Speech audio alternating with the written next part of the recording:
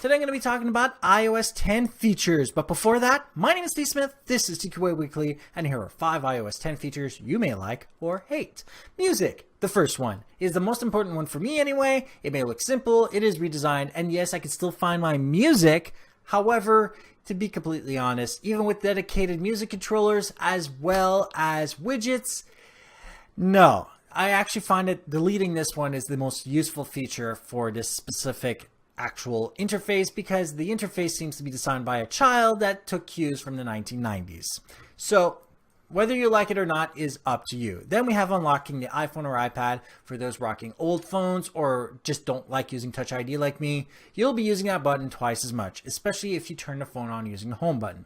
So instead of swiping over to unlock with the PIN code or password, you are now pressing the home button again to actually introduce that information. Then we have Bedtime, a feature that is useless for those who have shift hours. If you have normalized work hours, you can tell it when you're supposed to be waking up, how many hours you want to sleep, and then it can do like your parents or significant other and your alarm clock. Go to bed, wake up. So like I said, not good for shift workers whatsoever. Think of it as you will. Then we have widgets. If it was only implemented like Android, having only specific widgets accessible over the public screen and having the rest of them accessible once you log in.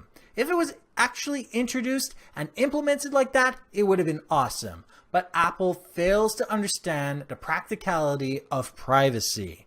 Once the widgets have been allowed to your actual home screen where you don't need to unlock it, you have just opened a brand new can of worms. So for those of you starting to play with the widgets, keep that in mind. Then we have iMessage, basically the old school converted MSN Messenger. I've been rocking graphics tablets for like 15 years. I've been able to write for MSN inside the screen for the last 15 years until it was like defunct many years ago in favor of Skype.